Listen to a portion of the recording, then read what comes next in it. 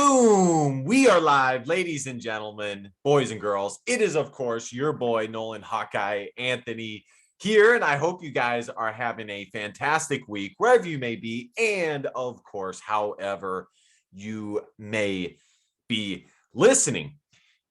Great news for you guys today. I'm pretty sure most of you guys are aware the Iowa Hawkeyes absolutely obliterated the Northwestern Wildcats in the second round of the Big Ten tournament. The Iowa Hawkeyes ended up defeating Northwestern 112-76. And at one point, quite frankly, Iowa was up by nearly 40 points. It was an absolute drubbing from the beginning to the end by the Iowa Hawkeyes. And I was thoroughly impressed. Tournaments are never easy, and there is always a chance for a little bit of butterflies, a little bit of nerves, a little bit of a letdown, especially from the loss to Illinois. And Iowa came out and they delivered. They absolutely punched Northwestern in the mouth first, kept punching, and eventually got the job done. So they will be moving on, and we will get to that momentarily. But I was thoroughly impressed by this game. Keegan Murray continues to just ball out and be the linchpin for this Iowa Hawkeye team. And honestly, I think there's a case to be made that he's actually playing better. I have been on this from the beginning. Of course, you know that I predicted Iowa to be a 20-plus win team and an NCAA tournament team. But what ultimately, and like I said, I've been on this, what has been, and to be honest, everybody can see this. It's just very, very obvious that what has been the biggest difference maker for this Iowa basketball team has been a few things. The emergence of role players, aka Chris Murray, Tony Perkins, Connor McCaffrey, and the attention to the defensive side of the ball.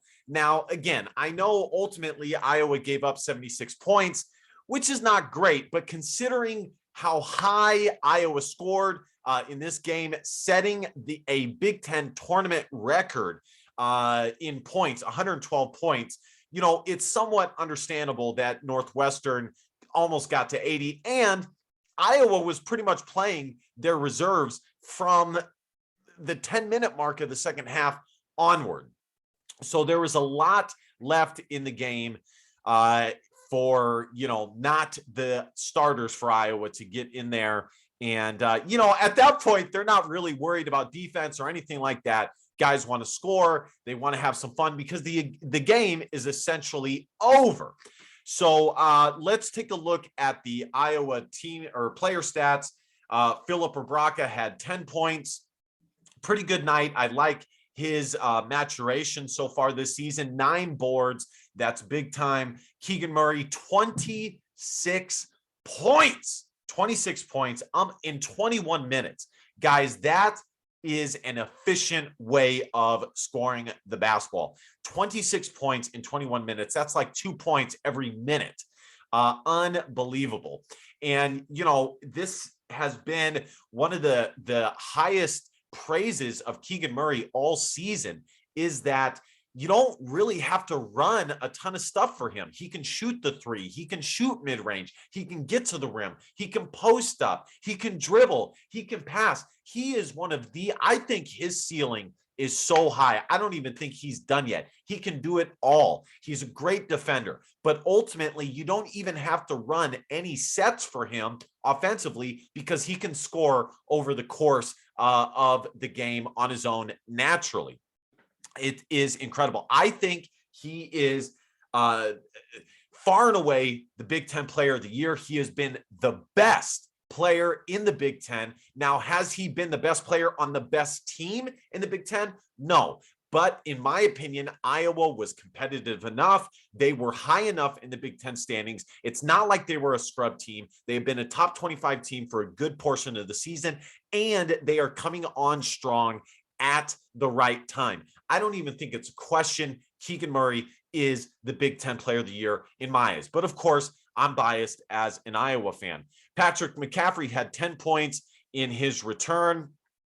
By the way, Iowa obliterating Northwestern ultimately is going to help them in their second round game, which we will get to, as I said, or not second round, third round game, as they got to rest a lot of their players. Jordan Bohannon had a great game. He was on fire, scoring 17 points and leading Iowa to a Big Ten 3-point record in the tournament. We'll take a look at how many 3-point shots they made. How many records has Iowa broken in the Big Ten under Fran McCaffery? It is incredible. Tony Perkins had 6 points, 4 boards, and 6 assists. That's a pretty good stat line. Let's see here. Chris Murray, 6 points. Connor McCaffrey, 5 points. Peyton Sandfort, 13 points. I really like Peyton Sandfort, and I hope Iowa can find ways of getting him in the game more, because he fits perfectly exactly what they need. He's 6'8". He's long. He's not super athletic, but he's also not, terribly slow. I mean, he can move around okay. And Iowa just needs him to be a 3-point threat. And also he has a high basketball IQ, which I will gladly take. So I'm hoping that Peyton Sandfort gets to play more. And to be honest, he has even exceeded my expectations for him going into this season.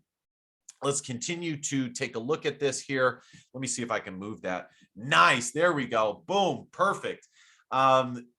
If you haven't noticed, I just, I got a new mic here. So, I'm working on that. So bear with me with that. I think it's the first setup so far is pretty good, but obviously I will still have to make some adjustments. But listen, guys, I told you guys at the very beginning that I was going to up the ante on the show as the show grew, or even if it grew, and the show has continued to grow. And because of that, I want to give back to you guys by making the quality of the sound better and all of that stuff, the details. Eventually we'll get to 1,000 subs, and we will get there together, as Iowa fans are the best in the world. So that is about it on the player stat lines. Very, very happy with what Iowa has. They are one of the hottest teams in the country. Let's take a look at the team stats here. Iowa shot 61.4%. Unbelievable. They hit 19 3-pointers. I was hoping to God that they could get to 20. That is a nice round number, but 19 is not bad either. Free throws, not good. That is one of the negatives, that you got to shoot minimum 65% from the free throw line, but Iowa was not able to do that, unfortunately. Total rebounds, Iowa, that was the turning point in this game.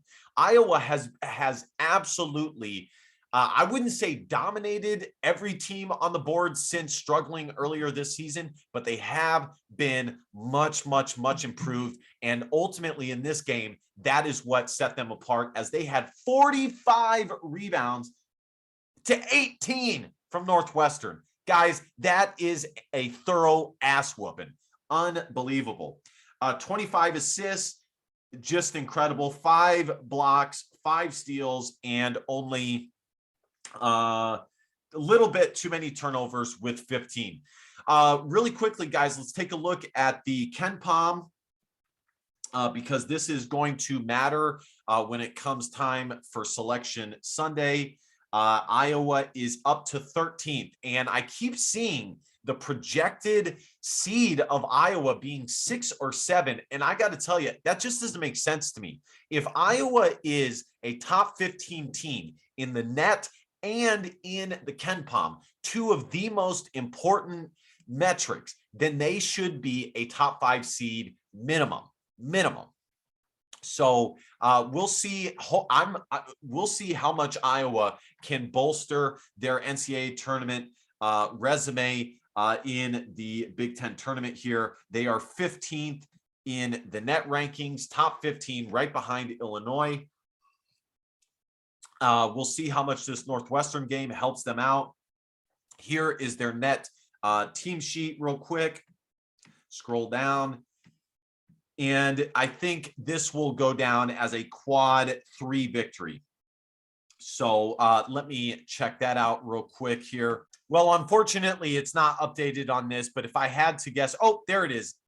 It goes down, I believe, as a quad 2 victory. Not bad. Northwestern came into this game with a net ranking of 83, which quad 2 is neutral games, which is what was played 76 to 100 on the rankings. So that's about it, guys. Now Iowa has a rematch against Rutgers. This should be very fun. I think Iowa should beat Rutgers. I really do. I think both teams are really hot. I understand that. But this Iowa team, I just have a certain trust in them to get this done that I would not have with previous teams. And I like this Iowa team to get this done. It's going to be a hard-fought game, but Iowa is playing so good that I really think that they are going to get this done. And I will have you covered every step of the way. This should be a fun game. Obviously, Rutgers beat Iowa and took their double bye with a head-to-head tiebreaker over the Iowa Hawkeyes, which sucked, but it is what it is. So I will have your reaction for that after that game is done, and I will see you guys then. All right, guys, thank you guys so much for watching. Be sure to smash that subscribe button because, well, subscribing makes you feel good. At the very least, like, comment, share. You know the drill. Let me know what you think about the Iowa Hawkeye record-setting win in the comments. Also, let me know what you think of the mic, the new arm. Let me know how you think it looks, even if you think it looks terrible, yada, yada, yada. Just comment in the comment section below. I really do want to see what you thought of Iowa's unbelievable performance against Northwestern, and specifically what you think of Fran McCaffrey's job this past season. I really think he has done an incredible job. All right, guys, I will see you guys next time. DBAP, don't be a pussy willow, and facts are feelings, because your feelings just don't matter. See you guys next time. Love y'all. Go Hawks. Bye-bye.